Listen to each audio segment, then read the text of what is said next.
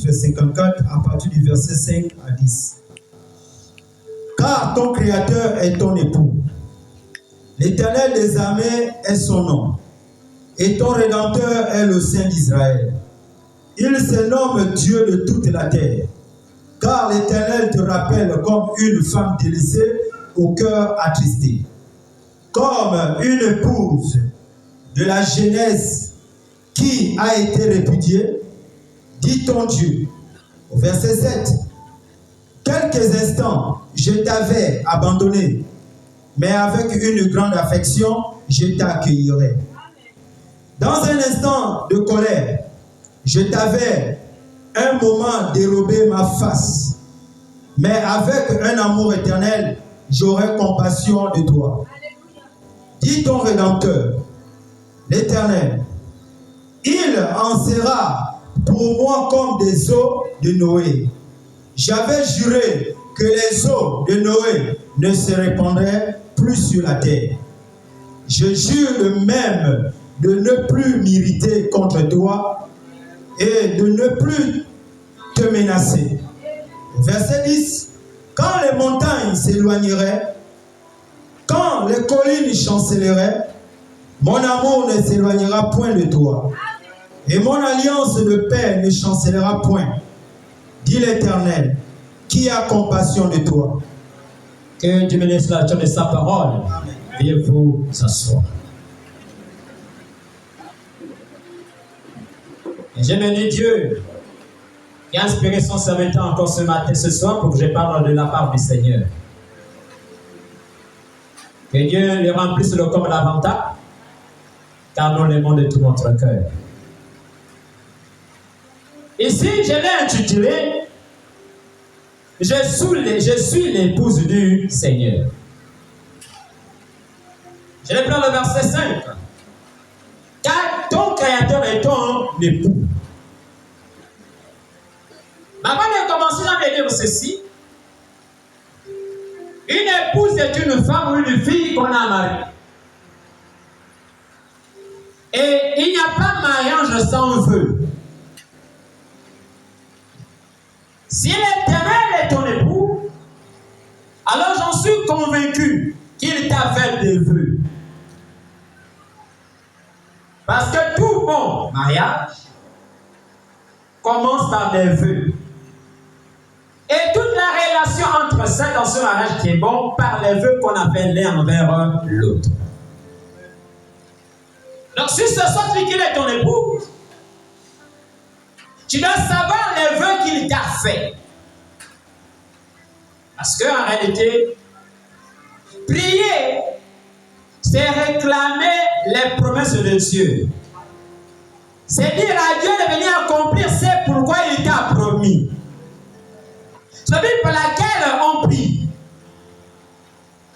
Pour dire, Seigneur, tout ce que tu as dit, tu dois l'accomplir.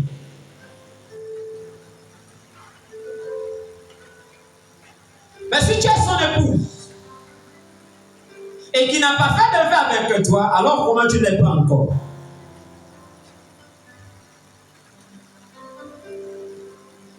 Parce que ça ne peut tenir bon que sur les vœux que l'Éternel t'a fait.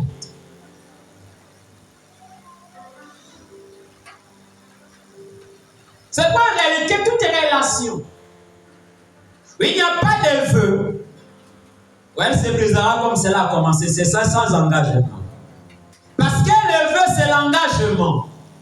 C'est la responsabilité que tu assumes. Je ferai ceci, je ferai cela.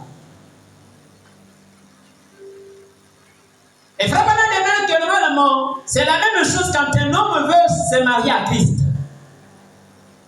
Pour se marier avec lui, on fait à Dieu des vœux. Et Dieu en retour fait aussi des vœux. Que Dieu m'aide ce soir à te dire quels sont ces vœux-là.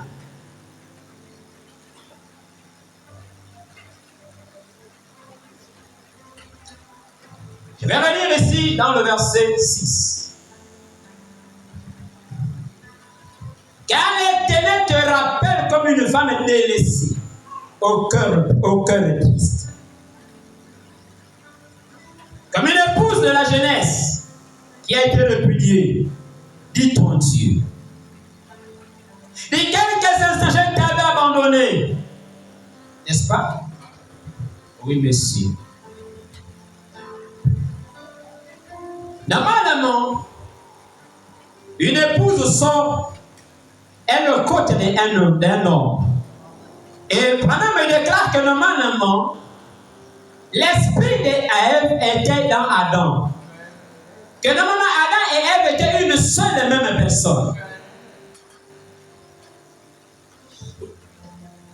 Et il nous raconte que normalement, quand Adam est devenu manifeste, Ève n'y était pas là. Et Adam a remarqué que quelque chose le manquait, la partie de Ève. Elle était en lutte de façon spirituelle, mais pas de façon physique. Et ça a apporté la tristesse à Adam parce qu'il se sentait seul. Vous savez, ici Adam représente le Christ. Nous étions en lui avant la fondation du monde. Quand il fut manifesté, quand il fut né, il est venu parce qu'il se cherchait une épouse, une partie de lui-même.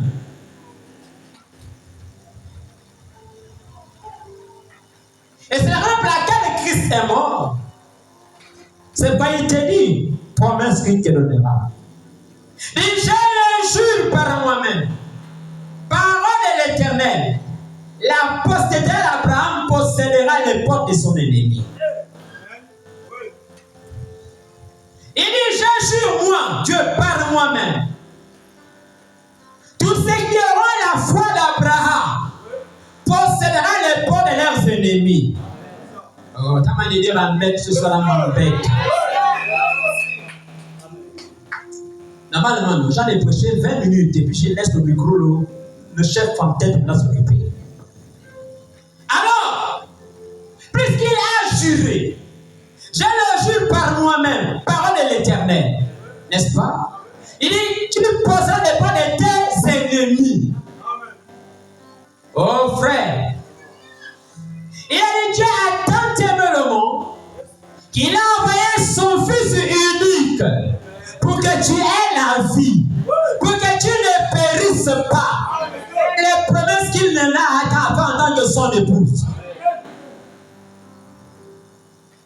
Mais la promesse a été faite au cours du temps. Oh, le monde nous a rattrapés. Le voici dans les inquiétudes. Nous voici dans les maladies. Nous voici passés par les troubles. Alors que la promesse n'a pas été faite. Que tu poseras les portes de tes ennemis.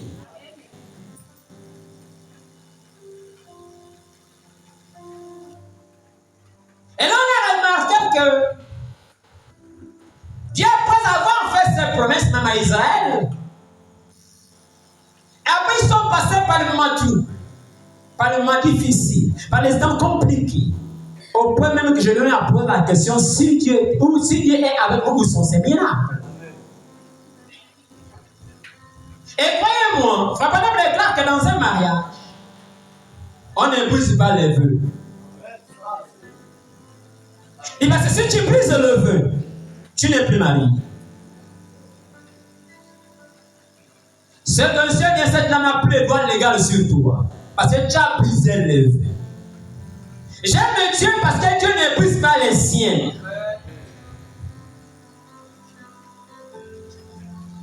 Il n'en brûlera pas. Il a dit, je suis Dieu, je ne change pas. Et j'accomplirai les paroles qui sortent de ma bouche. C'est pas ce soir il vient te dire. Je t'avais abandonné. Je t'avais laissé. Dans ma colère, je t'ai oublié. Quand je t'ai oublié, le diable a pris possession pour toi. Il a fait une femme, une personne malheureuse. Et un homme pitoyable. À laquelle tu t'es pas pour avoir toutes choses. Vous savez, Quand une femme a un époux, tous ses désirs se portent vers ce monsieur-là. C'est à lui la responsabilité de prendre soin d'elle. Mais là, il t'a fait savoir qu'il t'avait dans sa colère. Il t'avait délaissé. Et tu avais un cœur triste. Ton cœur était triste, tu étais malheureuse dans la maladie. Malheureuse dans l'élimination. Malheureuse dans toutes les situations que la terre passe aujourd'hui. Mes frères, je vais te dire ce soir, Dieu ne t'a pas créé pour que tu te débrouilles. Frère, si tu es son épouse, une épouse n'est pas faite pour se débrouiller. Elle a un mari qui va prendre soin d'elle. Et puis Dieu est probablement que Dieu ne nous a pas créé, il n'a pas créé l'homme pour que l'homme se débrouille, mais pour que l'homme dépende de Dieu. Mais le problème est que l'homme, il fait ses propres choix. Comme une dame qui va dans la maison de quelqu'un et amène les lois. Elle arrive là, tous les vœux qu'elle en a fait, elle ne veut plus obéir à ces vœux-là. Ce monsieur aura du mal à prendre soin de toi. Il aura du mal à te considérer. Il dira même que tu es une menteuse. Vice versa. Mais j'aime voir que notre Dieu, que notre époux, il ne ment pas. Il ne mentira jamais. Il accomplira ce qu'il t'a dit. C'est la vérité. Parfois, quand le monde nous regarde, et nous sommes l'épouse de Christ, on est malheureux. Oh, ça nous manque les enfants, ça nous manque le travail, ça nous manque tous les manquements, je ne sais pas lesquels il faut citer, pendant que tu sais que ton époux est celui qui a créé le ciel et la terre. Et tu sais que c'est lui par qui tu as l'existence, mais tu es dans le malheur. Tu es là, oh, dans la tristesse. Oh, Dieu va dire la vie de l'homme est sans cesse agitée. Et là, nous avons remarqué que Dieu nous fait savoir, je t'ai abandonné. Oui, c'est vrai. Quand il nous a abandonnés, qu'il nous a envoyés dans ce monde, en venant au monde, on dit par la voie du sexe, il nous a abandonnés. Quand on est arrivé là, nous étions son épouse, c'était la fondation du monde. Il nous a élus avant que le monde ne soit vu. Mais sur la terre, nous nous sommes sentis abandonnés. Oh, dans la douleur, dans les pleurs, dans les manquements. Oh, les liens nous ont rattrapés. Les maisons nous ont rattrapés. Les envoûtements sont tombés sur nous. À tel point qu'ils se sont posé la question, a-t-il réellement un mari, cette dame? Est-il réellement marié? Non, si elle avait un mari sur émotion, il ne va pas une position pour lui. Dans cette vie, monsieur, madame, vous pouvez embêter tout le monde. N'embête pas la femme de quelqu'un. Même si le monsieur n'est pas fort, il verra en face de lui que tu laisses ma femme tranquille. Si l'amour humain peut être ainsi, combien plus de fois c'est de notre Dieu? Le péché est venu, il nous a matés. Matés dans tous les points. Oh, les sorciers, voilà. Ça en est fini de toi. Il t'a dit, tu posséderas les portes de tes ennemis. Et je le jure par moi-même.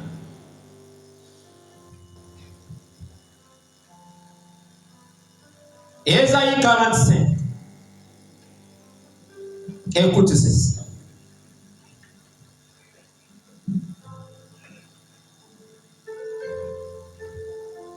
Tu vois d'abord. C'est 43, frère.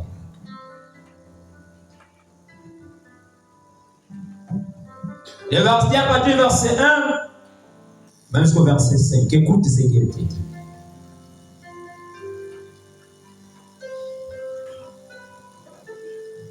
Car ces vœux sont dans la Bible. Tous les vœux que Dieu t'a fait, elle est écrite dans cette Bible-là. Isaïe 43.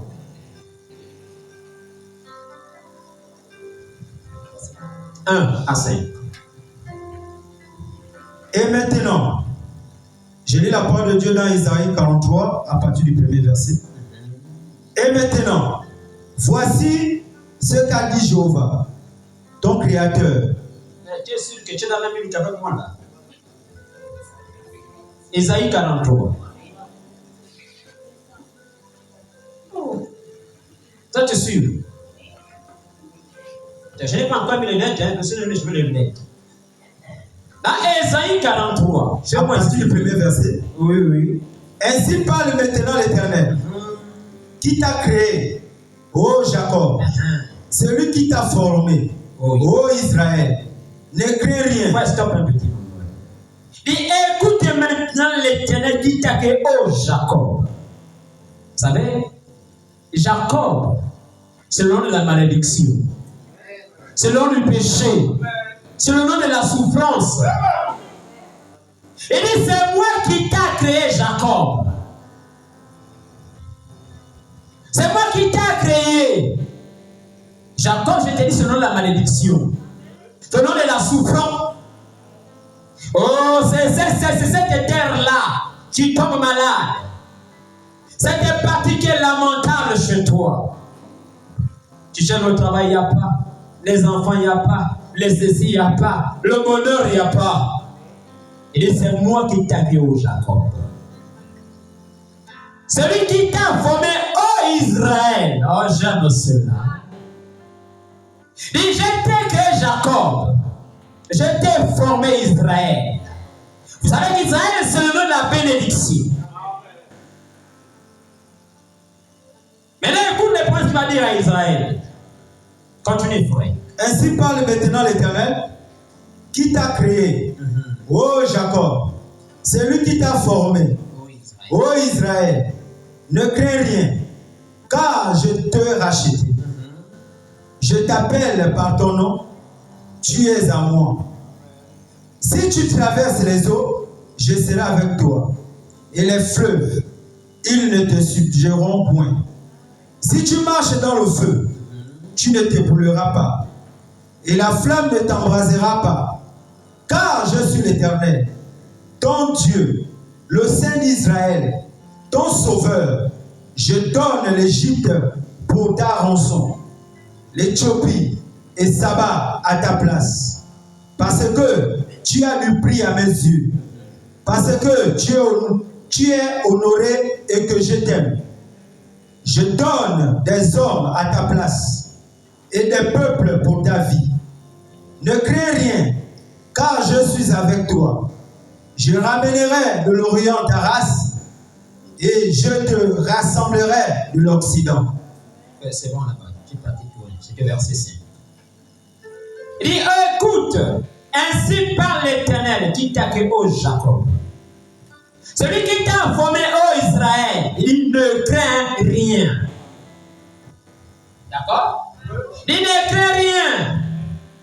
Cette situation par laquelle tu souffres, il ne craint rien. Cette maladie, cette malédiction, ce problème-là, il ne craint rien. Dis car je t'ai racheté. Mais si on dit qu'on t'a racheté, c'est qu'on t'a repayé. Ça dit que je t'ai redoté. N'est-ce pas, non? Je t'avais autrefois noté, mais je te redote à nouveau. Oh, j'aime cela. On parle de l'épouse, non? Racheter, c'est payer à nouveau. C'est-à-dire, hein? Je vais d'avoir peu le bic là. D'accord? Si moi, quelqu'un vient me voler ça, je dis c'est mon bic, qu'est-ce que c'est ton bic? Elle repaye ça à nouveau. C'est ça veut dire racheter, non? Il t'a fait savoir qu'il t'a botté une seconde fois. Il a payé cadeau pour la seconde fois. Dis, je t'appelle par ton nom, tu es à moi. Oh, j'aime cela. N'est-ce pas? La femme est faite pour l'homme. N'est-ce pas, non? La femme appartient à l'homme. Elle a été créée pour lui. C'est même une, on va dire, hein, c'est une partie de ses biens. Oh. La Bible déclare que le seul bien, c'est Ecclésiaste qui le dit, que Dieu donne à l'homme sous le soleil sur une femme. Vous ne pouvez pas dire la même chose.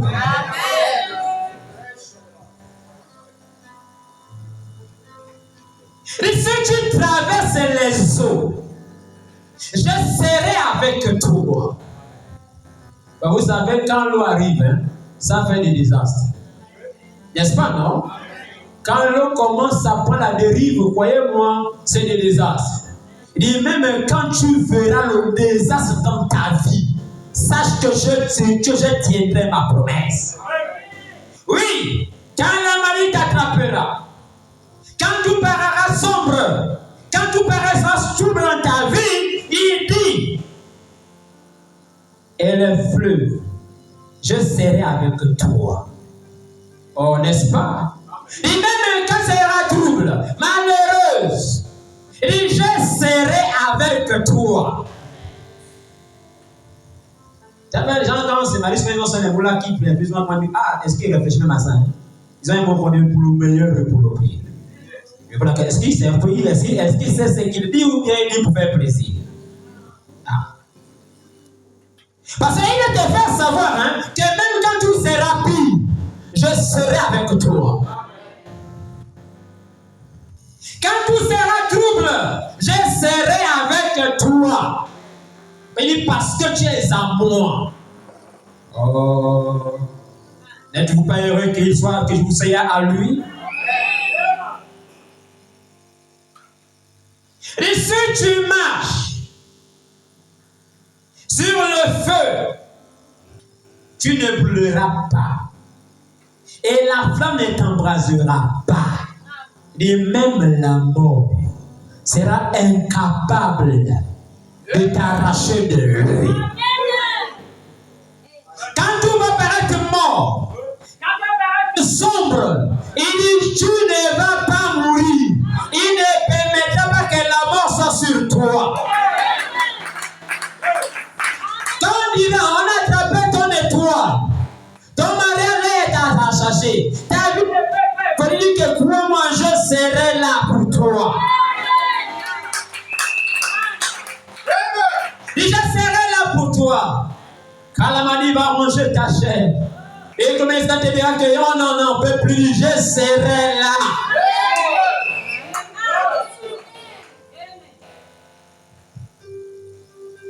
Et je l'aime parce qu'il est fidèle dans ce qu'il dit. Il dit, je suis l'Éternel, ton Dieu, le Saint d'Israël, ton Sauveur. Oh, n'est-ce pas la merveille? Il te fait la promesse qu'il est ton Sauveur. Et je t'assure, il te sauvera, peu importe la situation dans laquelle tu te trouves. Parce que tu es son époux. La maman, non? Un homme pour épouser, il faut qu'il aime pour des vrais. Surtout nous ici en Afrique, marier c'est un problème. Il te faut mettre au moins 4 à 8 millions de côté pour te marier. 4 à 8 millions. C'est ma pensée, parce que c'est ma te marier, c'est ma peau. Je me suis posé la question. Dieu a voulu montrer à l'homme la peine qu'il paye pour t'épouser toi en tant que son épouse. Le grand Dieu, le tout-puissant Dieu, a donné sa propre vie pour t'épouser toi. Il a accepté une grande épine sur la tête. Lui, le Dieu de la sainteté, nous, parce qu'il veut pour t'épouser toi seulement. Mais l'épouse, parfois elle ignore toutes ces douleurs par laquelle le monsieur est passé pour la racheter. Je me pose la question, ce n'est pas la situation par laquelle l'église passe. Il dit oui, Dieu est son époux, c'est sûr. Je ne suis plus en disconfort, nous le sommes sûrement. Mais on oublie le plus souvent le prix qu'il a payé pour que nous devenions son épouse.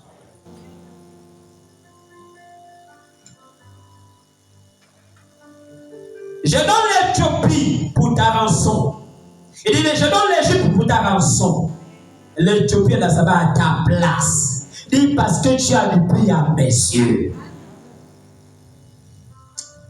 Je ne sais pas comment vous lire avec quel genre de mots. Les gens de mots du faut, mais les gens que j'ai besoin de vos amens pour vivre vite que j'ai pas. Je suis sérieux, je suis besoin de vos amens pour faire vite que j'ai pas. Je sens l'impression que je n'ai pas encore, il faut que je démarre encore. Alors que je suis sûr qu'on est, il faut que je compare. Parce que je n'ai pas de Dieu, je n'ai pas de problème. Je n'ai pas l'intention. Sauf si les gars là. Il dit, parce que tu as du prix à mes yeux. Dieu te dit, hein, que tu as du prix à ses yeux. Contre sa propre vie, tu es malheureuse. Contre tous les trésors du ciel, c'est toi qui as plus de valeur.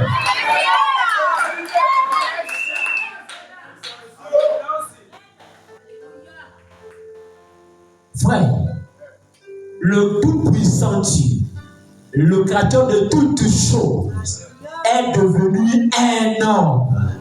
Au élévation qu'il était élevé, il est descendu de la manière la plus basse parce qu'il voulait t'épouser.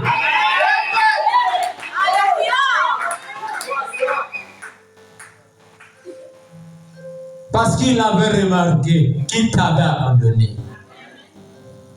Il avait remarqué qu'il t'avait délaissé dans sa colère. Et dans son amour profond, il est redescendu pour te sauver. Il dit, parce que tu es honoré que je t'aime, je donne les hommes à ta place. Oh, merci Seigneur. Tous ceux qui s'élèvent contre toi, ils meurent à ta place. Tous ceux qui s'opposent à ta volonté meurent parce que tu as le prix à tes yeux. Il dit, je donne les hommes. Il dit, les hommes. C'est celui qui s'est blessé sur ton chemin, que tu mourras. Il va te donner à ma place. Comme lui s'est donné notre place. N'est-ce pas, non? Lui s'est donné notre place, non? Et comme moi je me suis donné à ta place, tout ce qui s'était sur toi, je ne veux pas à ta place. Lui qui te maudit, te le maudit. Contre toi, la place qu'il te place là, c'est lui-même qui se met là.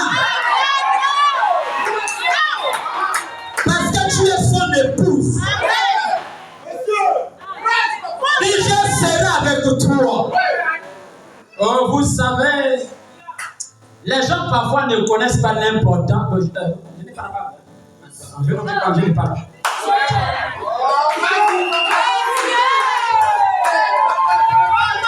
Les gens ne savent pas l'importance du mariage. Quand tu te maries, on change ton nom. On enlève le nom de ton père pour mettre pour ton mari. C'est pas qu'il a donné son nom. Pour que tout ce que lui possède, tu le possèdes.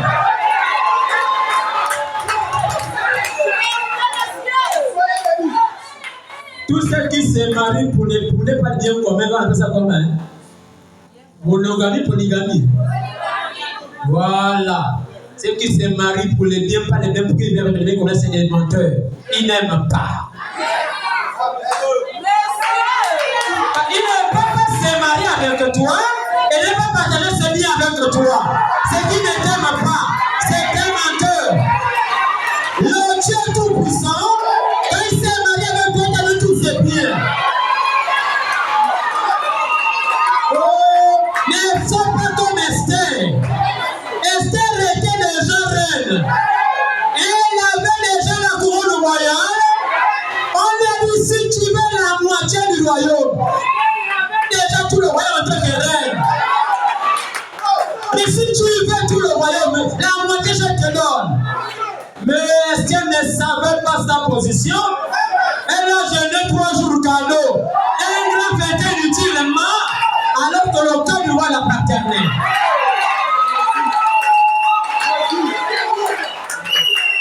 Sache que la même manière qu'on a pendu Naaman, on pendra tout ce qui s'élèvera contre ta vie. Il va tous les faire répondre sur le même pouvoir qu'ils t'ont pendu.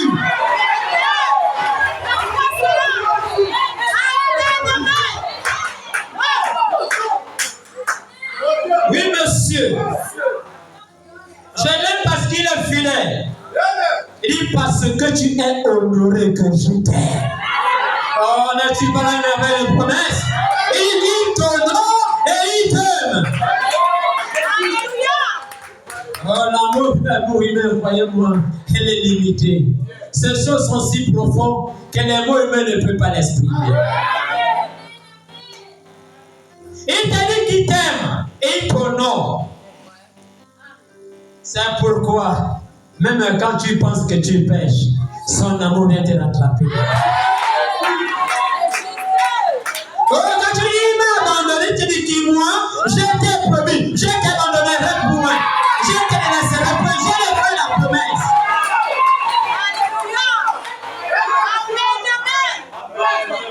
Imaginez-vous, on est un couple. On est dans le même lit. On est chacun dort de son côté. On est tous des menteurs. On est sur le même lit. N'est-ce pas, non? Il met tout sur le dos. Il te donne. Il est bien sur le lit. Tu as la capacité de le retourner.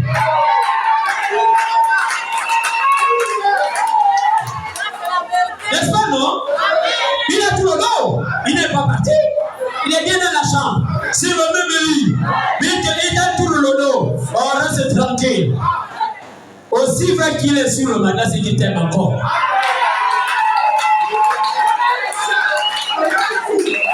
C'est ainsi Dieu nous aime. Oh, il dit, je suis fâché. Je suis fâché. Si tu es fâché, quitte la maison. N'est-ce pas, non? Je suis fâché. Au lieu de moi, même le roi n'est pas dormi au salon. Tu es encore dans la maison. Oui, monsieur. C'est ainsi Dieu prend soin de nous. Dieu t'abandonne. Dieu ne t'abandonne jamais. Oh, pour le meilleur et pour le pire. Vous pensez que quand Dieu a dit à l'homme de répéter ça, lui n'en fait pas la même chose? Il sait qui est l'homme. Il sait tes faiblesses. Il sait tes manquements. Il sait que tu ne seras jamais une femme fidèle. Il est conscient de ça. Mais il t'a épousé.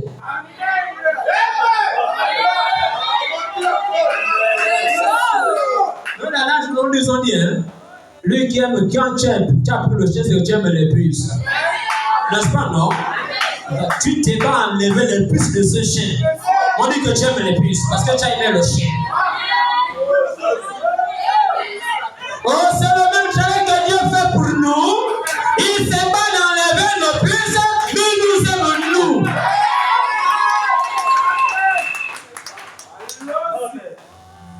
Je dis qu'il a dit, je suis ton épouse, n'est-ce pas? Je dis, je suis. Hein, c'est ça, non? L'épouse du Seigneur. On laissez-moi retourner devant la lui là-bas. Ésaïe 40, 54. Écoute.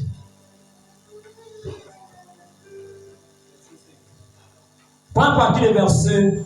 Bon, allons ici. Dans quelques instants, je t'avais abandonné, mais avec un grand amour, mais avec une grande affection, je te recueillerai. D'accord? Et dans sa colère, il t'avait abandonné, mais avec un grand amour, il te reprend. Oh, frère, celui qui pardonne tes péchés, pas parce que tu es bon, pas parce que tu es meilleur. il le pardonne parce qu'il est clair. C'est son amour qui fait qu'il te pardonne. C'est son amour qui fait qu'il te guérit.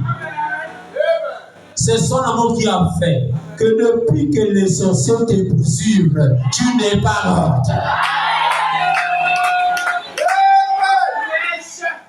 Ils sont là attachés ton mariage. Tu ne te marierais pas, c'est tous des menteurs. Le mari capable. Tu n'as pas peur d'épouser. Pour la faire sortir de tous les liens de ses parents maternels et paternels. Quand tu l'as épousé, non? Même son propre père, tu laisses ma femme tranquille. Recule. Il va reculer. Oh, je suis son oncle. Je n'ai rien à foutre, c'est ma femme. C'est la même chose qu'il fait avec nous. Oh, je suis tonton. Il dit je suis son époux. J'ai un de mes amis qui s'est marié. Quand il s'est marié, il a mené la femme vers la maison familiale. Avec les parents. Alors le beau-père se lève. Il dit, mon gars, tu n'as pas le droit d'amener ma femme dans la belle maison, la belle famille. Il lui a dit, je l'ai épousée. Je l'amène où je veux, où ça me plaît, on part.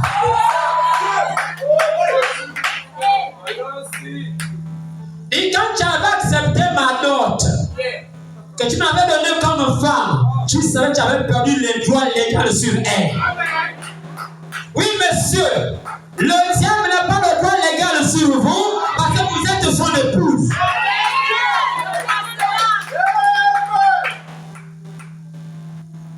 Oh, laissez-moi relire ça.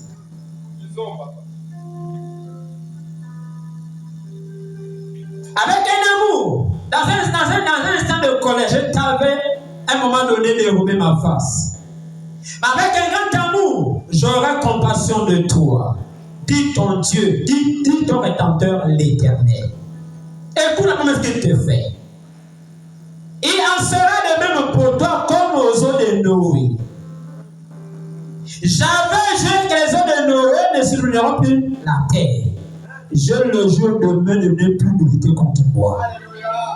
Oh, tu n'as pas compris. Il dit, hein, la même manière qu'il avait dit que les eaux ne vont plus inonder la terre. Il a même que cette chose est vraie. Moi, Dieu, je me mets en colère contre toi.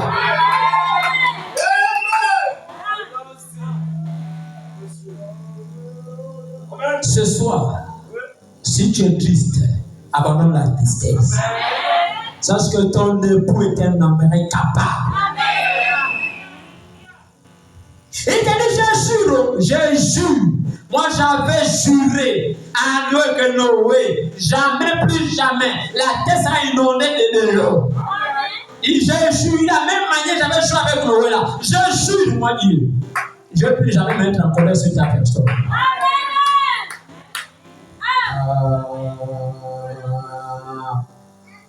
Vous savez, son amour est si profond et si grand que la pensée humaine a du mal à saisir aussi.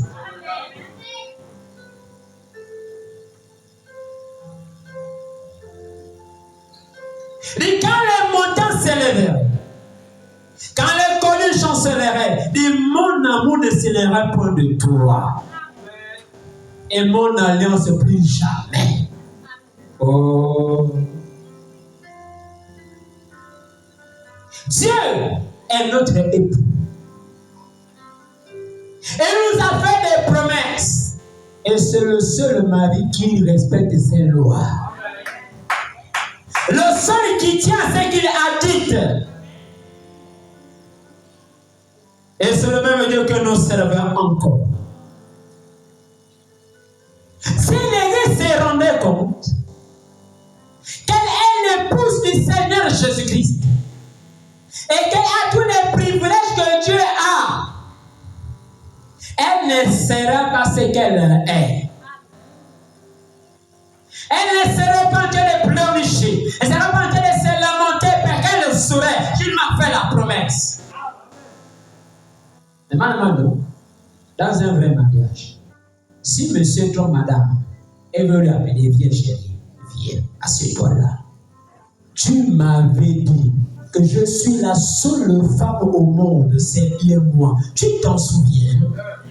N'est-ce pas, non? Quand elle va faire qu'elle n'a plus les assiettes, ne prépare plus, tu reviens. Tu m'avais dit que tu serais une ménagère dans ma maison. N'est-ce pas, non? Oh. C'est ainsi Dieu fait avec nous. Il nous traite de la même manière.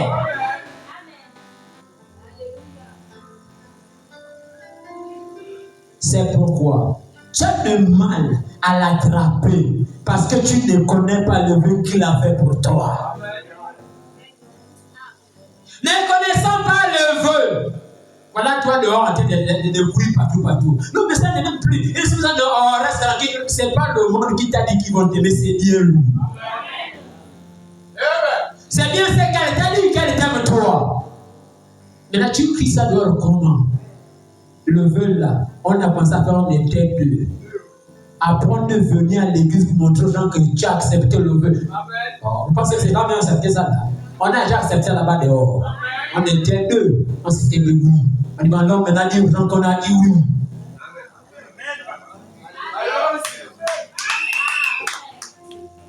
Mais tu cours où? Et c'est là le point avec l'église. Quand elle est malade, elle court ça et là. Il a dit la personne de moi, il a dit, je suis le Dieu qui est toutes tes maladies. Tu dis où? Reviens lui rappeler sa promesse. Gentille chérie Marie, ça fait depuis quelques semaines, je suis malade. Tu m'avais promis que tu me guéris. J'entends juste ici. Vous savez, ça dépend de la main à laquelle tu le dis ça aussi. C'est la même chose avec Dieu. Comment le demandes-tu ces choses-là? Fin de mois, tu arrives, tout fâché en colère. Je veux l'argent. Il va te dire que tiens, tu n'as pas de problème, je veux mon argent. Après, tu prends la compte, tu as travaillé ça où? Parce que c'est pour toi. Tu as travaillé ça où? C'est ainsi que parfois certains viennent demander les promesses que Dieu les a promis. Et ça ne marche pas comme ça. C'est pas dit vous demandez mal. Parce que moi je ne suis pas capable de donner, mais ta manière de demander n'est pas correcte.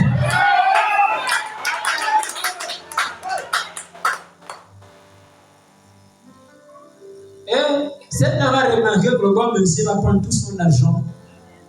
Il met dans ses poches et te dit au revoir. Parfois, la même problème est 5 000 par pitié. Mais ton attitude a gaspillé l'atmosphère.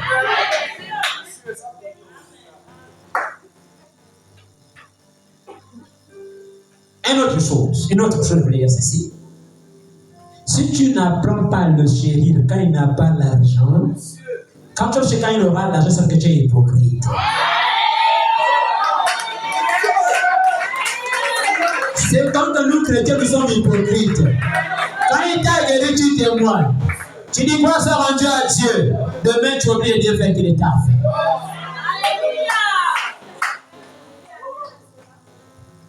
Tu es arrivé, il t'a délivré, tu as dit c'est Dieu qui m'a délivré.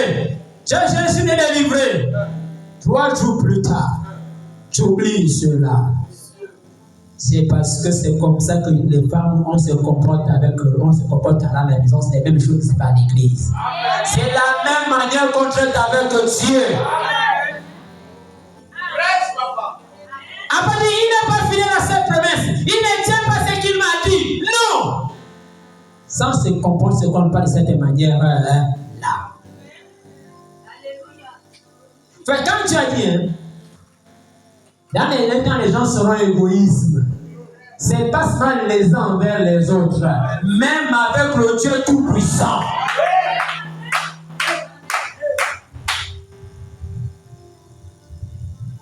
L'homme, non, il te dit merci. Quand tu as donné un plat, il avait faim. Mais le jour où tu l'as toisé, il oublie que tu as donné un plat.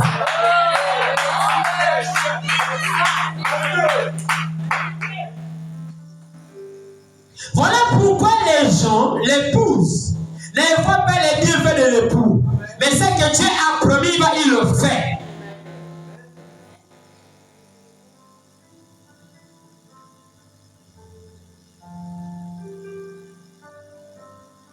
Comment le Dieu Tout-Puissant, lui la plus grande de toutes les divinités, n'a pas refusé d'être fouetté pour ton propre bien? S'il acceptait les fouets sur son propre corps, qu'est-ce qu'il peut te refuser?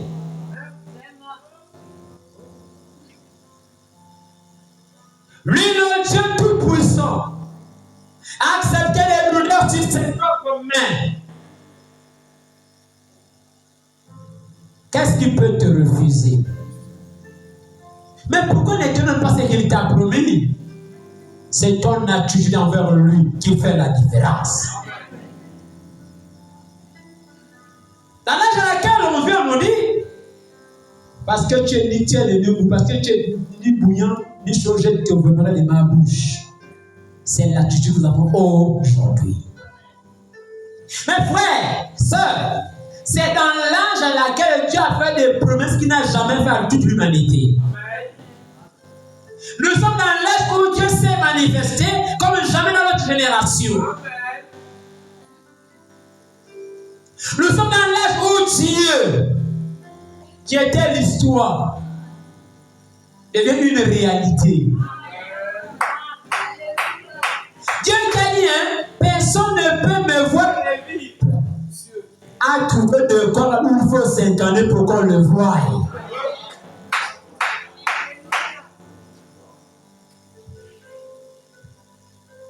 Vous savez, quand l'église prend la colonne de feu, ils ne se rendent pas compte que tout Israël par la colonne de feu.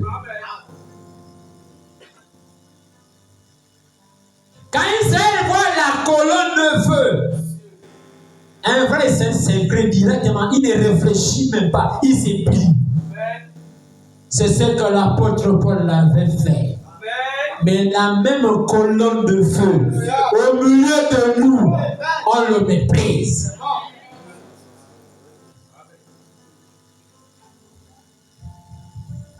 Comment va-t-il faire? C'est pourquoi il t'a promis.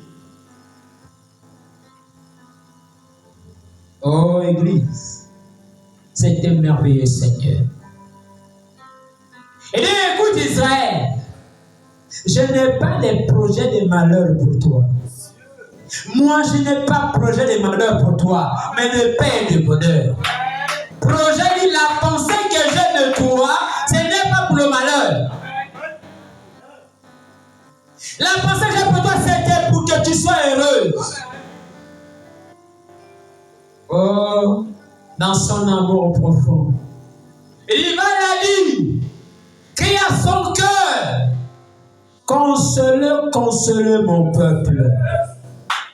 Il crie au cœur de Jérusalem. Oh, j'aime le mot cœur. Crie au cœur de Jérusalem et dit que sa servitude est terminée. Sa souffrance est finie. Ses malheurs sont finis. C'est lui qui le petit en est terminé. Son péché lui a été expié.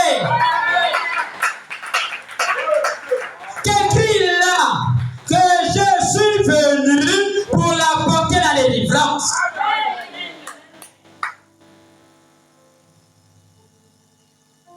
Madame déclare, il y a deux endroits où tu peux voir Satan. Dans le foyer.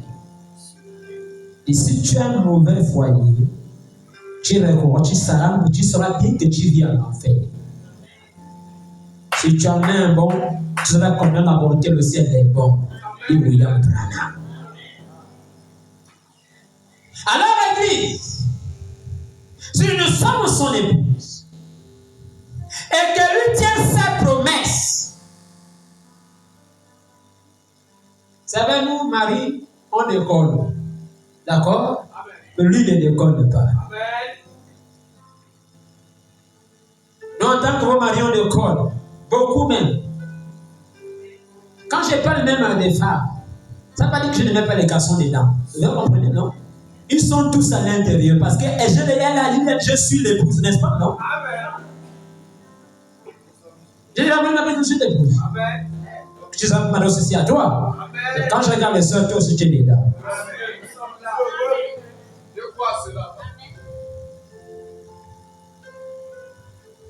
Dieu, dans son immense amour, lui, par qui toute chose est venue à l'existence, est venu mourir pour que tu sois heureux. Il est venu mourir pour qu'aucun sorcier ne domine ta vie. Il est venu mourir pour qu'aucune malédiction ne t'atteigne. Mais c'est toi qui ne connais pas qui est ton mari. Vous savez, maintenant le foyer, il faut connaître premièrement le caractère de l'un et de l'autre. C'est parce que tu ne connais pas le caractère de ton Seigneur.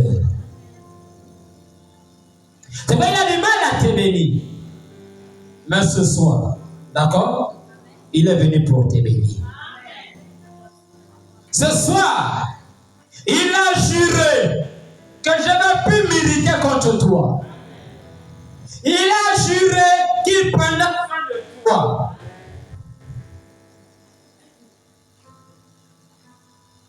Ésaïe 46.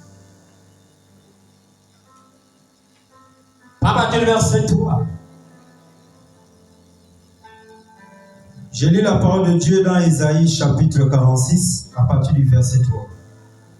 Écoutez-moi, maison de Jacob, et vous tous, reste de la maison d'Israël, vous que j'ai pris à ma charge dès votre origine, que j'ai porté dès votre naissance. Jusqu'à votre vieillesse, je serai le même.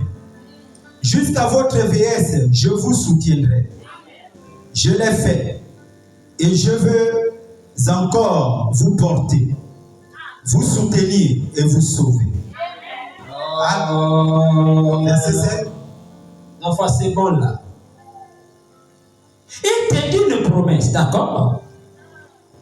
Il dit, je vous ai pris à ma charge dès votre origine.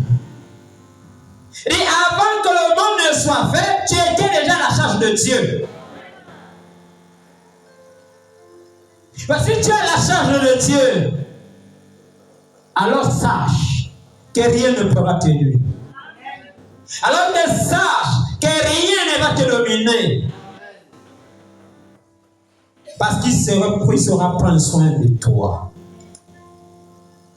Vous savez, quand tu as la charge de quelqu'un, comme on va dire un petit enfant, il veut manger, il sait que c'est papa, on attend maman. D'accord? Il va aller à l'école, il compte sur toi. Un enfant compte sur ses parents.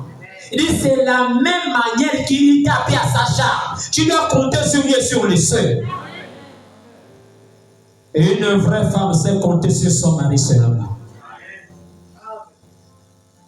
Si une femme, non, a le secours, en dehors de son mari, il y a un problème. Il y a un sérieux problème. Son secret de son mari, c'est lui qui doit être son avocat. Quand elle est malade, le premier qui doit arriver, c'est bien lui. C'est la vérité. Dès qu'elle a un peu mon état, le premier qu'on dit, c'est lui. C'est ainsi que Dieu veut que vous traitez avec lui. Je te montre la partie naturelle. Mais regarde ça de manière spirituelle. C'est comme que Dieu veut que tu sois avec lui. Il t'a appris à donner à sa charge. Si tu as la charge de Dieu, quel est ce sorcier qui peut se mettre dans ta vie? Si tu as la charge de Dieu, quel est ce problème qui vient te dominer? c'est parce que tu ignores que tu es à sa charge.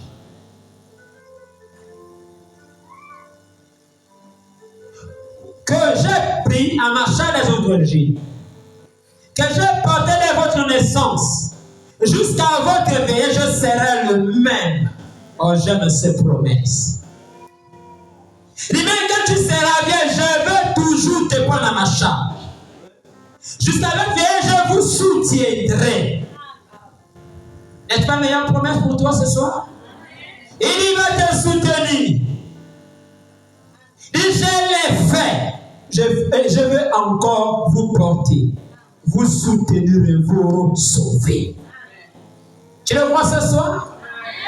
Je crois vraiment qu'il est venu ce soir pour te soutenir, pour te sauver.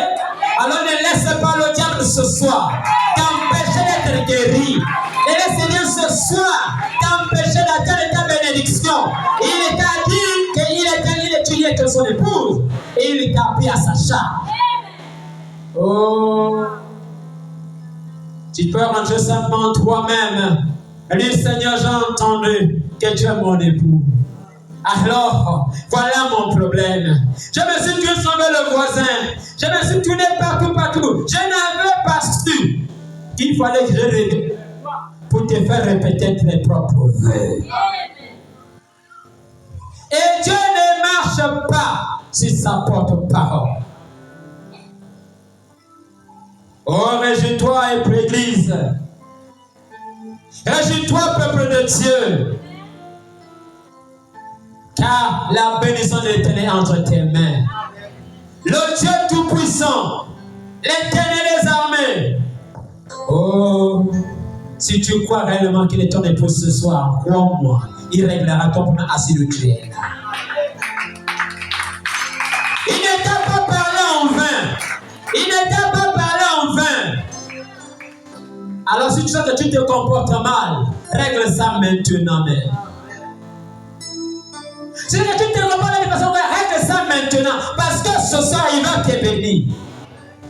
Parce que ce soir, il va te restaurer. Et je t'ai dit qu'il t'a fait ta dot 2 fois.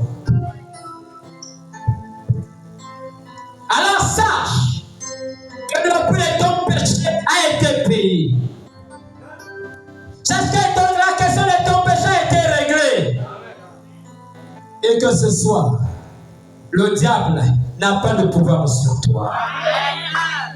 Ce soir, le diable n'a aucun pouvoir sur ta personne.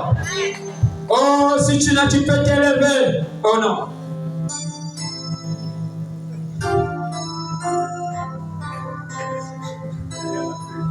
Si tu peux t'élever simplement et parle à ton époux, crois-moi, le diable que je t'ai témoigné m'a inspiré à 17h quand je venais.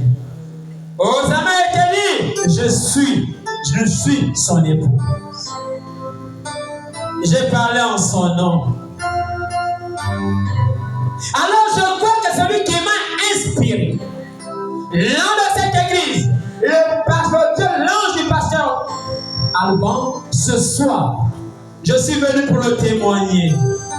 Je suis venu pour le témoigner, mon frère. Mais le témoigner, ma soeur.